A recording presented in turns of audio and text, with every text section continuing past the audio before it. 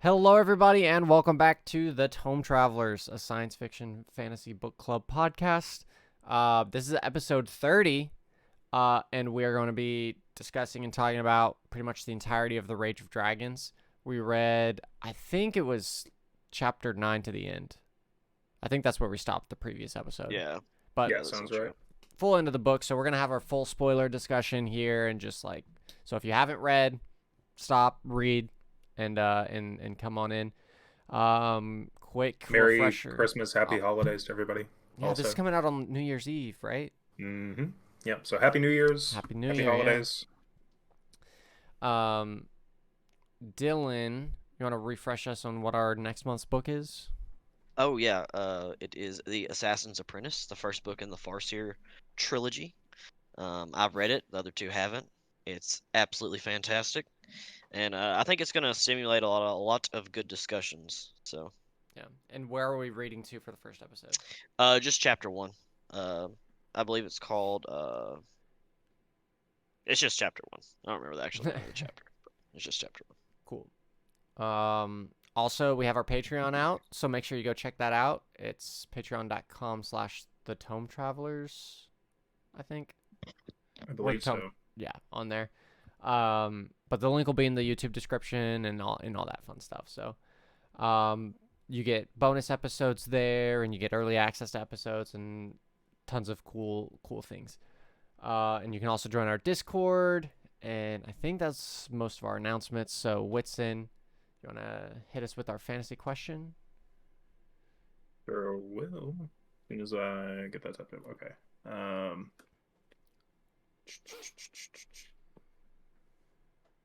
Wait, we didn't write it down. What are we doing?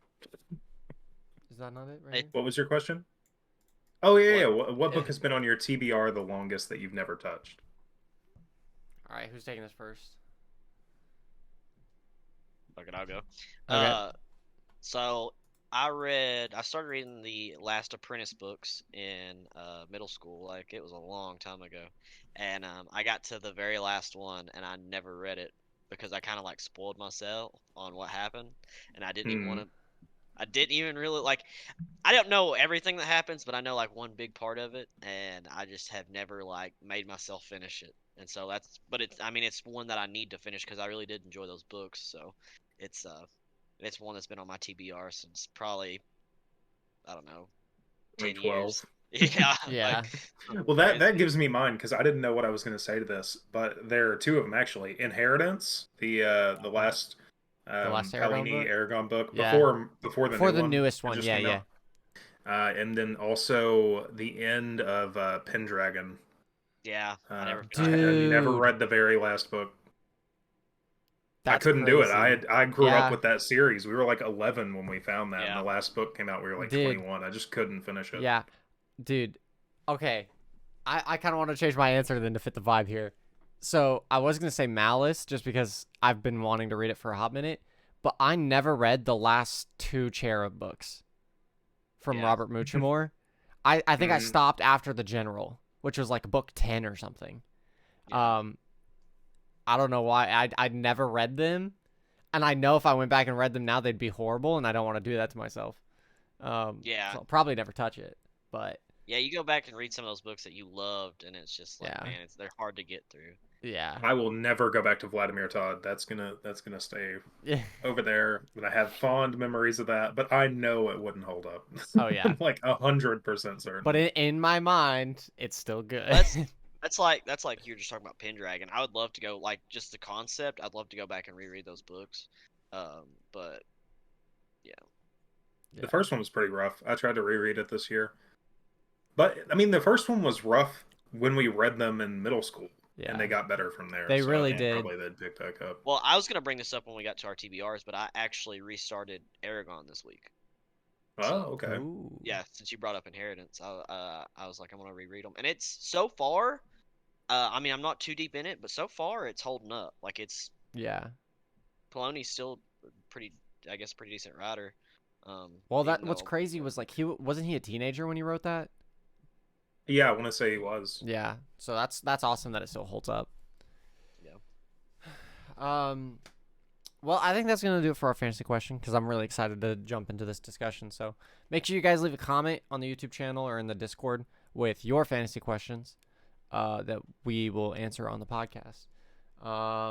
And with that, we're going to go ahead and jump into episode 30 of the Tome Travelers.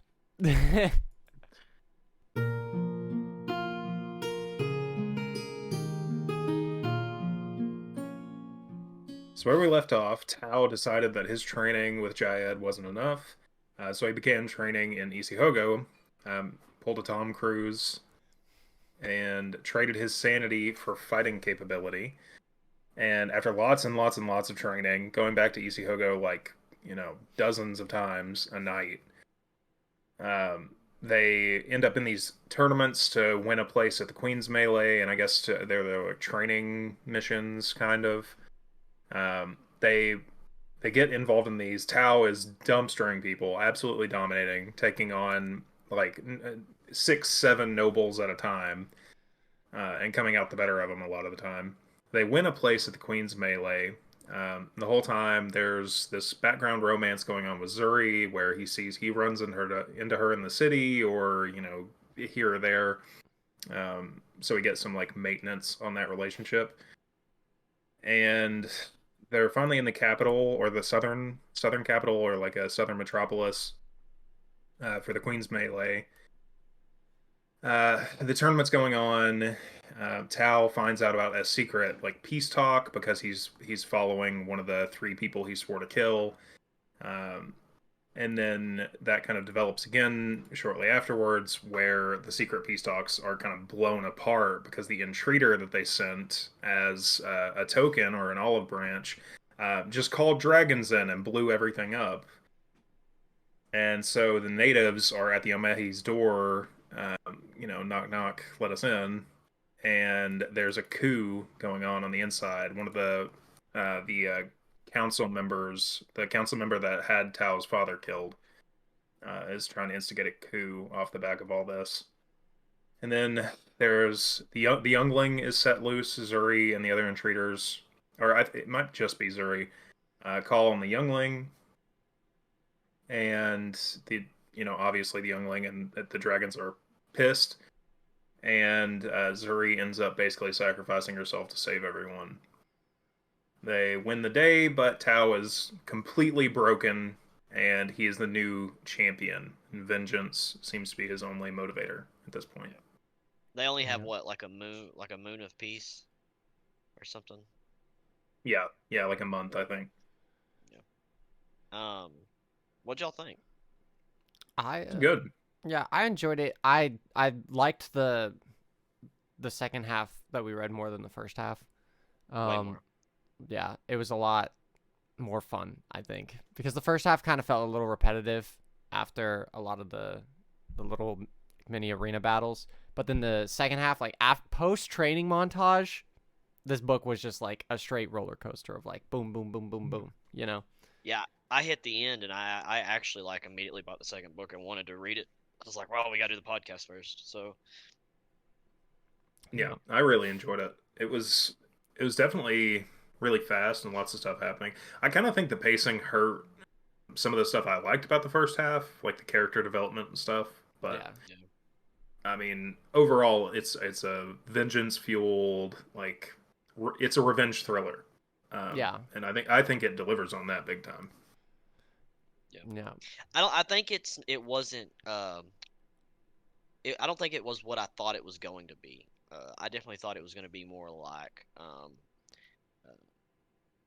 I don't know, I think it's leaning more towards like him going to grow out of the revenge, maybe. Like I think he's gonna go and try to kill dude for the queen. But it seems like there's a lot of room for growth there instead of just him like on this path. Yeah. When I thought maybe like the book would just be like him like just going down his list and checking names off. Yeah, it does leave a little bit of room for him to grow. And I mean, I think it's a little grimdarky, so I wouldn't be shocked if he just refuses to grow and just keeps getting shit on and shit on and shit on. Mm-hmm. But I mean, it's kind of up in the air, which is cool. Makes you ask questions. Yeah. What do you guys think of the like romance with Zuri and the way that developed in the second half, leading up to like her sacrifice. I thought it was good. It made her whole sacrifice a little bit more emotional. Um, and it was interesting that like yeah, he like throughout his training montage when he was going into Isahiko all the time and killing the demons, like he was still like he was losing his sanity, but it wasn't until Zuri died that's the thing that breaks him. Well, she was his anchor, like Yeah. through everything. Like that's what the one like bright side he had. Um, but I thought it developed good. I mean, like they were kind of like they seems like they've like uh, been interested in each other since for a long time. You know, since Yeah. they've known each other from their original village. So like I thought it definitely progressed at a good pace. And Yeah. Well, like in the But- first half, they were even talking about like how they were gonna run away after Tao, like killed, oh, what's his name? yeah, I Kellum? know. Who you're talking- Was it Jabari's brother? Oh yeah, Lakar or Yeah, Lakar. yeah. And I think I mean, we even called it last episode with that we thought she was gonna have to die to keep the same like theme of the book kind of going. Yeah. Yeah, as long as he had her there, he wasn't gonna go all the way. Queen's the new love interest, I'm assuming. Could I could don't be, I know. guess. Dude, I don't know if he's gonna forget Zuri at any point. I don't think so Don't either. think that Okay. vibe. So I don't know how early we want to get into our like little speculations for future things, but I have a thought that like we kind of like guessed last episode that like maybe like the second half of this book was going to be him like trying to become like one of the Cole or something to gain like to be able to gain power, like immortal power or whatever, and we thought that was going to be how he took over the nobles and things like that. I think that option is still there for him, and he's gonna do that thinking that he can get Zuri back. I could see that. I mean, he already drew on the power of Isihogo, and Mm-hmm. I mean, he was killing demons. He was slaughtering demons, and then the queen ejected him. Ejected him, yeah. So I could see him getting powerful enough that he can just beat the demons anyways, and then he can use the power of Isihogo without worrying about it, really. Except that there seems to be like an infinite number of them. Yeah. Well, I wanted to ask you guys about the Isihogo training. Was it easy for you to suspend disbelief? Like, did you buy it? Were you like, oh yeah, he should be a badass? I mean, yeah, I mean I forgot what the time difference is, but I mean he's getting buku's more time to Yeah. train and get Well, better, and what? he's fighting tougher opponents, and I mean that's how you get better anyways. You fight better and better people. Right. And Yeah. And wasn't I he ju- going in there like 100 times a night or something like that? I don't think it was that many. I think it was a few, like a couple dozen on the high end, maybe. But I mean, still, like, doing Because that at every first it night. was like only 2 times, and then like 3 times. Like he kept being able to go back more. And it even says like a lot of like it's not like he got stronger and faster from doing all that. Like he just has this like his body is so in tune to fighting that it's just a sixth sense. Like he knows like a sword's coming for him. He doesn't even like he feels it. Like he can tell like the way their muscles move and all. You know, it's just. So I thought I don't really even feel like it's suspending disbelief. Like it makes sense to me. Hmm. Mhm. It's something I struggle with like these hyper badass characters sometimes, and thankfully this book, no trouble at all suspending Yeah. disbelief with this one, or with Red Rising, the book that we just read. Those are both main characters who are kind of overpowered, but Mhm. I mean the authors There's a reason, justified it really yeah. well. Yeah, I think maybe part of the reason why this book plays it off so well is because it doesn't try and like hide the fact that that's what it's doing. It's like very clearly this is his training montage, like his Mulan, I'll make a man out of you, Rocky running up the steps. You know, it's very clear, and he Oh, leans Adrian. into that. He doesn't try and like hide it or try and like no, this is not me power scaling or anything like that. Like he's very And like he leans in. yeah. Yeah. He Well, didn't, and like, work Tao's out. only mission is to get stronger, right? Like Right. Yeah. his only concern is how do I get stronger so I can kill these dudes. Yeah, he didn't stumble into it. I mean, he died every night, multiple times a night, every night to get that strength. So like Yeah, brutally he earned died. it. Yeah. I thought that was really cool. Yeah. I like how he beat uh Kellen. Kellen. Yeah, Kellen there at the end too, or at the end of the games. Um Yeah, I thought that was a big turning point for the book too. Like Kellen, we always knew that Kellen wasn't one of the bad guys, or Mm-hmm. assumed, yeah. and then for that to go the way it did, I thought was pretty cool. Yeah. Well, now he's got this backing though with the common people too. Um Whether he wants it or not, they kind of look at him as like, "Hey, we can change things." And it Yeah, if seems like only they knew what he had to do to get there, though. Yeah. You know. yeah.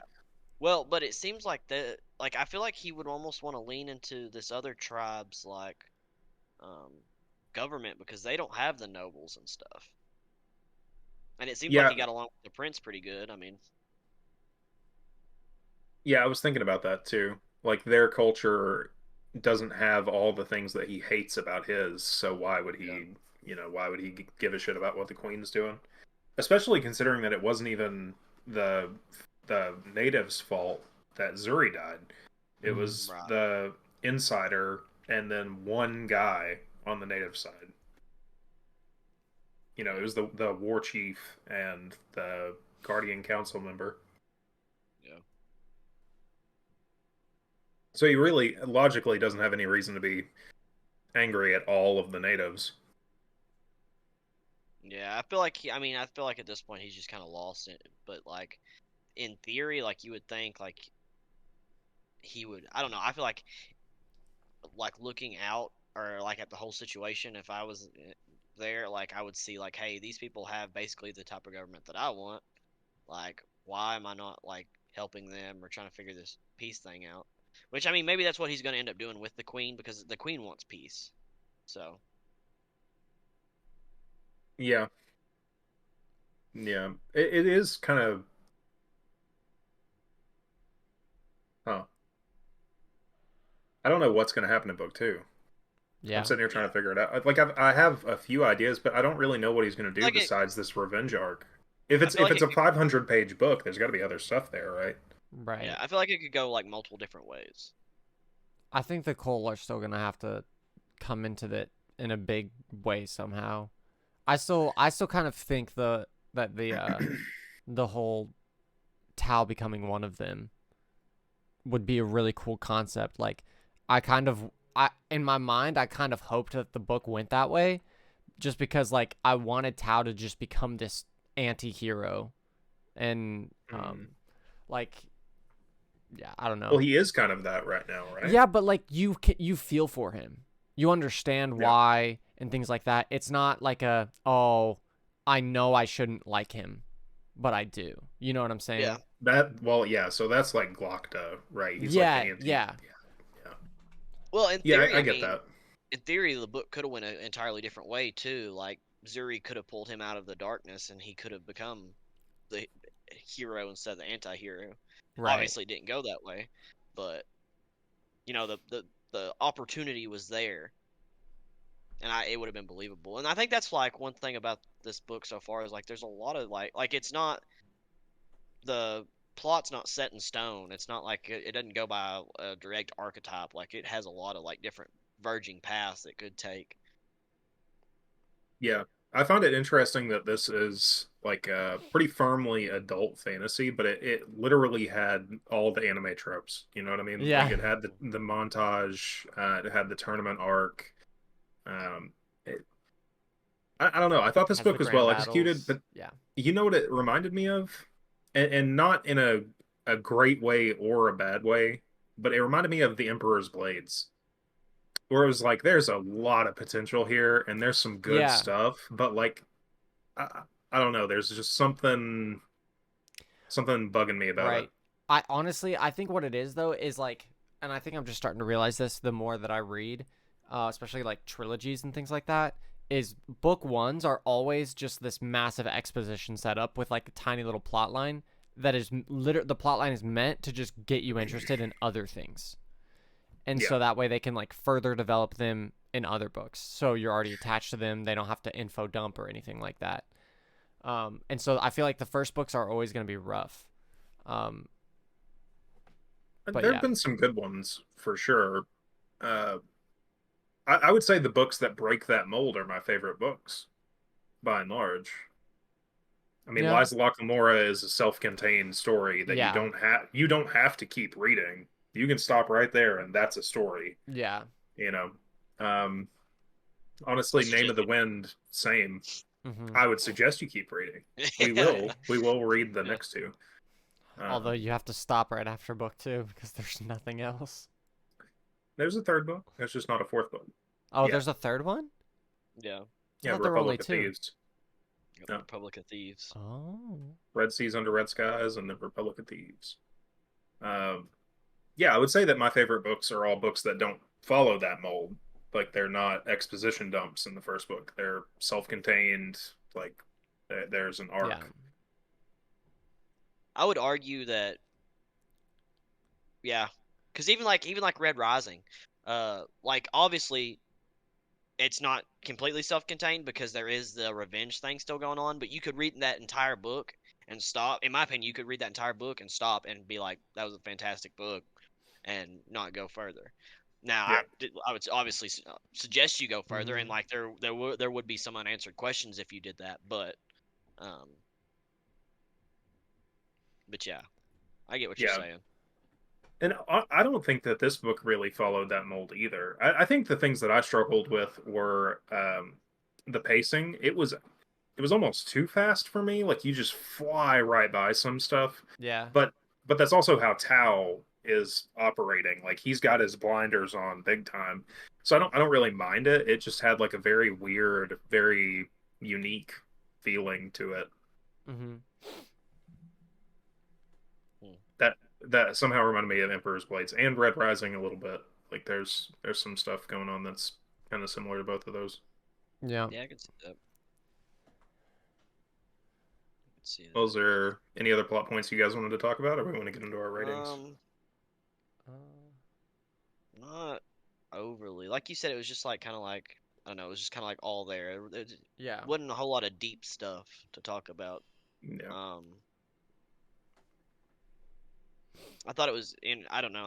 I think I have a problem with. I mean, these nobles. They're just like so selfish. Like sending that girl into kamikaze just to like make it to where they didn't have peace. Like that was so dumb. And then so I'm wondering if there's like something else going on in the background because surely they're not doing this just to stay noble. maintain status quo. Yeah. Yeah. But maybe they're that selfish. I don't know. I don't know. It could Yeah. be Yeah. hundreds of years of this caste system or caste system. Yeah. I mean, which is it's basically just eugenics. Um. So like, I don't know. Maybe she just wasn't strong enough or whatever. So they're like, well, time to nuke yourself. Well, let's get into Yeah. our ratings then. Let's do it. Um. As always, we rank on. Well, now we rank on 4 points instead of 3. Character, plot, setting, and world building. So we'll start off with character. Who wants to rate first? I'll take it. Go for it. Character for me, this book's like a 6.5. It's not bad. It's good, but it's not great. Mm-hmm. It's it's like 15% better than fine. Um, Tao was really good. The development there was really good, but it was also still kind of shallow. Like vengeance is still his only motivator.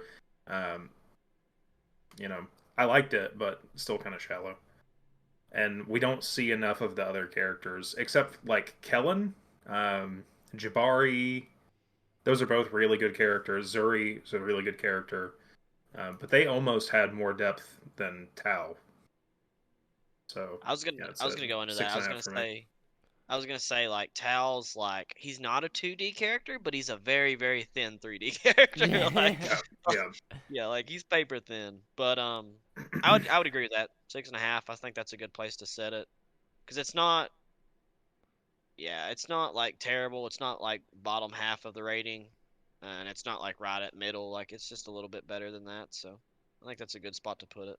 Yeah. I was gonna say the same thing too. Like the characters, you understand them. you understand their motivations, their intentions, but there's like not a lot that's like special about them. So it's like it's hard to make it like Glocta level or Kaladin level characters. Like we understand why they're doing what they're doing, and it makes sense, and they make decisions based off of themselves, but it's nothing like Yeah. that like changes your, like, oh my gosh, this is crazy. It's very like their characters are very predictable, Yeah. which is a It's good not thing, but yeah. it's also not It's like not like a personality driven story. Like it's Yeah. not character driven really. It's like here's the characters, this is what they got going on, and then like your action and your right. stuff drives it. So Yep. I What feel was like your 6.5. rating, MD? I'm gonna say 6.5 too, just because Okay. like it's just it's better than average, but there's still a lot of potential it could have gone. What about plot? Who wants to take this one? I'll take it. The pacing was really good, and the story like it was good. I'd probably give it like a 7. I really enjoyed like all of like it literally, you said it best, Whitson, where it was like it's like an anime. It had all of your favorite anime tropes. It had your little training plot line, and then it had your battles, and it had your just dope moments and things like that. And I really liked how like all the stuff kind of came together at the end, like with Zuri, and he became the Queen's champion, and all of these things. So, but I do wish, like I said, I wish that they would have like leaned into the whole Cole thing a little bit more. And so that's just kind of like a personal thing. So I'll give it a 7. I like the comparison to an anime because that's what I think like my entire rating for this is. Like it's like one of those animes that you like you have a whole Sunday off and you're just like, hey, I'm gonna sit down and watch something, and you just like scroll through, you find it, you're like, hey, let's check this out. You watch it, and watch it all the way through. Say it's 10 episodes, you watch your 10 episodes, and it's like, man, that was really good, that was worth watching. But it's not one you would like sit there and stay up late and binge, and you know what I mean? Yeah. Yeah. Miss out on sleep too. So I think like right in the middle, like I think a 7, like you said, a 7's really good. Just like right there, like not great, not mid tier. It's like right there in between those. So I think Good. it was good. Yeah, it was good. Yeah, that's where I'm at with it too. I think that's the thing that's reminded me of Emperor's Blades, where it's like there's nothing I'm offended by here. There's nothing Yeah. bad. It's just not Exceptional. amazing. Yeah. It's not. Yeah, it's not stand out. So yeah, plot for me is like a 7. It was good. I thought it was a little too fast at some points, and then bogged down a little at others. Where maybe if it was a little more streamlined, maybe it would have been a little less jarring. Sometimes we would skip weeks or months after the second, like in the second half of the book. Really. Yeah. Yeah, you wouldn't be able to it'd tell. take a It was minute kinda- for you to realize like you're like 3 pages in, and you're like, wait, oh gosh, a lot of time's passed. Yeah. Yeah. So yeah, 7 is reasonable, I think. Yeah. What about setting? Who wants to go? I like the Thought- setting a lot. Yeah, I thought we talked about at the beginning the culture of this book is something that we haven't really got to see. And It's Afrocentric instead of Eurocentric, and Yeah. I like that a I- lot. there too. I thought that was really interesting. They're using bronze weapons, which I thought was cool because it kind of tells you your time period. And then you got your EC Hogo, which is like a spirit realm almost, which is really cool. So I would almost say that was probably the best part, which I guess EC Hogo and that would kind of go into World building.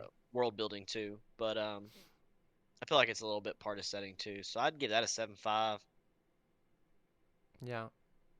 I'd probably give setting around a 7, just because like descriptions were really cool, but like I think a lot of the places that we were at, we got to see were dope, but I think a lot of like where the setting shines is within the world building. Yeah. So I'll kind of boost my number for that, but I'll give the setting like a 7. Yeah, I think it's 7.5. Yeah, I just liked that it was unique. Yeah. That it's something different. I mean, everything that we've read has been Eurocentric up Most to this books point. are. Most books are, yeah. Yeah. Yeah, well, I mean, that's what gets published. Mm-hmm. That's, you know. And what about world building? So I I mean, think like, this is a high point for this oh book. yeah, I think so too. Like, the magic system, the class differentiation because of hundreds of years of eugenics and Isahigo and the coal and all of these things, which played like a part even if it wasn't like just directly involved, were really cool. And I liked it. I want more of the world building in this, like, in the story. That's the one thing that's like my complaint. But I really enjoyed it, and so I'll probably give the world building like a 9, because that's the part of the book that makes me want more. Where are you at on it, Dylan? Same. I mean, I agree with everything y'all just said.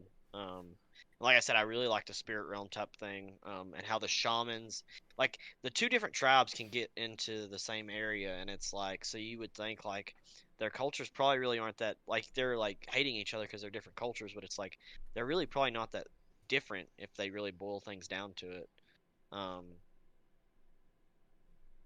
I wouldn't go all the way to a 9 probably. But I could easily give it an 8, 8.5.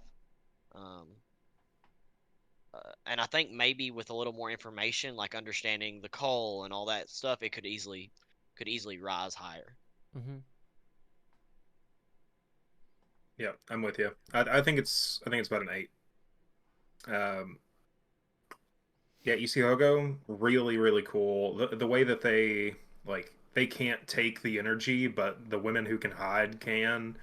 Yeah, Um, and and just the way they control the dragons too is like really different than what you normally, like the dragons and them are friends, or the dragons are enemies and they make a pact or something. But like it's like they basically just drive their natural instincts, and that's Mm-hmm. how they control them. well, and It's they really took a hostage. right. They took the youngling as a hostage, which is really interesting. Yeah, I'm with MD where that's the part of the book that makes me excited to read more of it. Like anytime Tao is interacting with that stuff, or the last handful of scenes with the youngling, and they're going in and out of Isogo, like that stuff is sick. That stuff is Mm-hmm. really cool.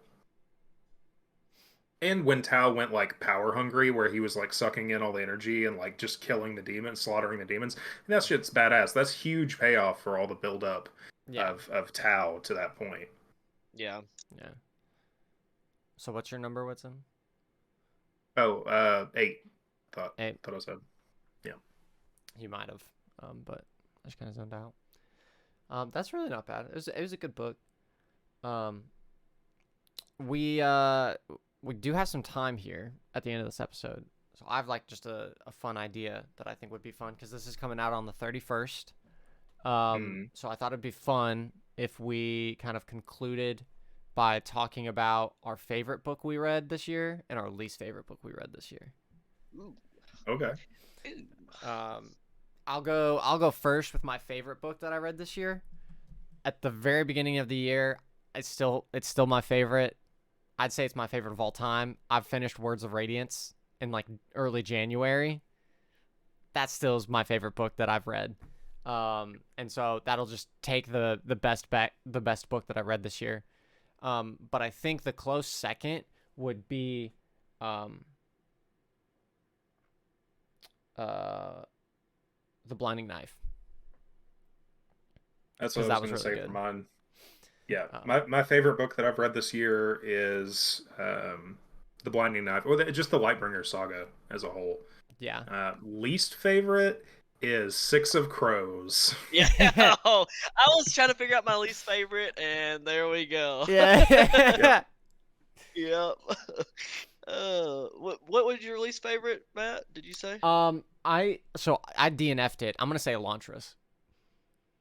Oh, you DNF'd it? You DNF'd a I Sanderson book? DNF'd. I DNF'd a my Sanderson. Not just a Sanderson book, a Cosmere book. It's like I love him. I can't get through it. I really can't. Bro. But We- if we don't count DNFs, like if you say you have to finish it, I would probably also say Six of Crows. I'm sitting here going through all my dude. I read so many good books this year. Like all of Red Rising, all the or Empire of the Vampire, Yeah, I made a list. This is my TBR. Malice, the Pariah. Oh, the Pariah was so good. Six of Crows is definitely my least. The Farseer, dude. I read so many good books. Ooh, I will. Ooh, wait. I want to change my answer for my second What favorite. is it? Instead of the Black Prism, I'm gonna say the Sword of Kaigen. I read that and I absolutely loved it. That was better than the Black Prism? Yeah. Okay. I think I'm honestly gonna say, fuck, the Pariah was so good too, though. I think I'm gonna pick Red Rising, honestly. Like I absolutely loved, and I'm kind of including the second and third book in that. But I absolutely loved those books. Like I've read them twice this year. So I mean, if that, Dude, I know what I read mean? First Law. I read First Law like 4 times in the last 15 months, 16 months. That's wild. Yeah, well, it's just like Stephen Pacey's narration is just like good background noise for me at this point. Like it just fucking relaxes me. I don't think I could read, like, the first book doesn't really have a lot of rereadability for me. The second one gets there towards the end. The third book of that series, though, like, dog, I'll pick it up right now and reread it again because that third book was so good. Yeah. Yeah, it's definitely a good one. You guys have to get further in Lightbringer. Oh my god. You would not be rating shit above it if y'all had read more of it, I think. Yeah, It gets wild. I've got a buddy of mine who's like, that's his favorite series of all time. And he keeps It's asking up there me for me. He keeps asking me every time I see him, like, have you read the next book yet? Have you read the next book yet? And I'm like, not yet. And he's like, dude, you have to. And I was like, all right. It's made it into my top 5. It's number 4 behind like Locke Lamora, First Law, King Killer, Lightbringer. Yeah. Yeah, we'll have to do really, some more really good. finishing some sequels and stuff for the Yeah, Patreon. for sure. I think we're doing Red Rising. I'm really excited for Red Rising. We're doing books 2 and 3 Red Rising next, and then so we'll probably get ahead. We'll probably do the Farseer, and then do books 2 and 3, and then we'll do another book, and then maybe try to squeeze in a book from another series or something. Lightbringer is just so long. I think we're just gonna end up having to do it individually if we want to. If you guys want to read it, just read it. I would say. Right, and we'll do like an episode when we all finally get it. Yeah, we can do a wrap episode on them because they're like 1,000 pages. I think, dude, the Burning White is the longest book I own. I think Rhythm of War. Yes. I was about to say you own Oathbringer. Hang on, let me see. I have the Burning White right here. It's on my bookshelf, like I own it, but it's like 900 pages. Oh, is it? Is it only 900? Well, the hardback is. Oh, well, the audiobook is long. It's like 50 hours. Oh, wow. No. I remember I read it in like 8th grade, and that was the longest. It was like it's like 1,100 pages or something. Yeah. The copy I had, I don't know how actually long it is, but yeah. Those R.A. Salvatore Omnibuy, if you treated them like one book, they were like 1,600 pages. I have. Yeah, I've got them. I have the Dark Elf trilogy and the Icewind Dale trilogy. Yeah. That's one we should do. Dark Elf trilogy. Those books are so good. Yeah, those are good. I'd be down. I've only read the first one. Well, tell us what your favorite book of the year was. Yeah. And least favorite book of the year. And why it was Six of Crows. Yeah. It was Six of Crows. Yeah. We can do our TBRs real quick. Did we ever have anyone defend that book? I had a friend defend it, but I think genuinely, like, the main reason the book didn't like take with us was because we read it right after Lies of Locke Lamora. It's like you can't. I would have hated it anyways. I feel like you would have hated it less though, because like most of the time, most of our discussions around that book were okay, but Lies of Locke Lamore was so much better in this aspect. You know what I'm saying? So, Yeah. yeah. We can do a quick TBR and we'll wrap up there. I currently am reading Fourth Wing because I had a student at the school I work at who wanted to get the second book for the library, and then she was like, "You have to read it so I can talk to someone about it." And I was like, "All right, sure." So I'm picking it up. I'm struggling through, but it's cool. It's really not bad. It's got the it's definitely meant for the kind of the people Yep. that like the cringy romance. Well, I wouldn't say Yep. cringy, but the Yep. romance. The But girls like and the gays, as they say. Yes. Girls and the gays. But like as far as like the actual like action and the way the magic Yeah. works and the dragon, I actually enjoyed it. The dragon, like the way that they incorporate dragons, are really sick. I enjoy it. And the powers. and I didn't stuff. know it was a dragon book. That's cool. It's yeah. It's like a dragon school, but like it's Harry Yeah. Potter for dragons. Well, okay. it's like Red Rising with dragons, because the entire time I'm reading this, I'm thinking I'm having the same issues I'm having with Red Rising because it's first person, present tense. And- Okay. But it's very like it's almost got like not Hunger Game-ish vibes, but Yeah. like it's like it's not like they're protected, like they die all the time. Like Yeah. like one of the things they have to do is this obstacle course, and if you fall, you die. Yeah. So it's like It's very much like Red Rising, because it's like they throw these kids into this school, and they're just like, most of you are gonna die, and that's okay because you're weak, so we don't want Yeah. you anyways. It's like very Red Rising with the whole like battle royale type thing, even though it's more structured, but it's cool. So that's what I'm currently in the process of reading. What about you, Whitson? What am I reading? I'm finishing The Burning White still. I only get to listen to audiobooks at work like one day a week now, so I'm not burning through books like I was. Burning White. Burning White. Man, that's it. That's all that I've got going right now. Dragon Reborn still, but I haven't touched it in like a month and a half. Yeah, it's still on my TBR too.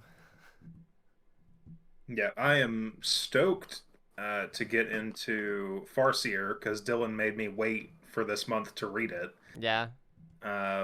Let's see. I'm stoked for Poppy War, which is on our these schedule are all books to next be year, announced. To be announced. I'm stoked for you guys to read Furies of Calderon, and then we've got a whole bunch of other open slots we need to fill in. So please tell us what you would like to read. Yeah. So we can get them on our list. I'm getting them to read The Sword of Kaigen next year, because that book was fantastic. And the second book of Empire of the Damned comes out. That's gonna be. Oh good. yeah, Empire of the Vampire. Yeah, that'll be a Patreon book, I bet. Though I'm very excited for that one. The more that I've sat on Empire of the Vampire, the more that I've come to like. Bro, I really enjoyed that book. It was a fun book. It was a Yeah. fun book. Yeah. And it was in a really good spot because that was after we did The Blade Itself and Warbreaker, right? Yeah, that was right after Warbreaker, I think. So it was Yeah, like that we was had book like 3. two kind of dense books, and then it was just like this fun like Little drug vampire. addicted vampire book. Yeah, it was cool. I'm kind of all over the place right now. I'm a couple chapters into the Gardens of the Moon. I tried to start it. Oh, really? You started Malazan? fucking Malazan? Yeah. I'm a couple chapters in. Good luck, brother. It's interesting, but it's like It's dense. it's dense. I couldn't focus on it at work. I think I think it's one I'm gonna have to read the physical copy of. Yeah. I did the audiobook, and it's possible, but only if you can completely pay attention. Pay attention. Yeah, and that's what like I would know. Like I was keeping up, but I was not. Like I was missing a lot of shit too. So then I started listening to The Hero Ages, which is the third Mistborn book. I'm a couple chapters into it. And then I wasn't really vibing with it, and so I started Aragon, and I'm a couple chapters into it, and I'm probably gonna finish it. But I also want to finish The Fires of Vengeance, which is the second book to the Rage of Dragons. So, Dope. Well, I think with all that, we're gonna go ahead and end off the episode here. Thank you guys for watching. Make sure you share, like, subscribe, and follow the podcast on your preferred platform. We're on Patreon and Discord and TikTok. You can follow us with the various links in the description, and interact with us on our Discord and on the YouTube comments. New Year's resolutions, boys. Read more books. Do my TikToks. That's what made Yeah. me think of it. I was like, my New Year's resolution is gonna be to do my TikToks. Yeah. Yeah, get back to reading more. Be mine. Yeah. But thank you guys for like supporting and like watching and stuff. It's been a solid year. We had this idea at the kind of beginning of last year, and so it's almost been a full year of us doing this, which is pretty cool. I think it'll be a year in March. It's kind of wild to see how much Mhm. like or how many books or videos. Yeah. I mean, 30 episodes. Like that's Yeah. Yeah. And it's so much Substantial. fun to have like friends to read along books with. Yeah. And like Hmm. we get to sit down and talk about it. It's a lot of fun. So we hope you That's guys what, are like- enjoying it too. I think Even that's if- what I enjoy the most about it Oh. is like it doesn't matter to me like if people watch. Like I mean I Mhm. want y'all to watch and enjoy Yeah. it with us, but like it's more of like it's like a book club that Yeah. we just like let people tune into. So Hmm. Mm-hmm. Yeah, it's nice to have the excuse and to be like held accountable for actually reading, Yeah. and then to get to bullshit about it after the fact. Yeah. It's fun. Yeah. So, thanks everyone for watching, and we will see you all in the new year. 1424. Peace. See ya.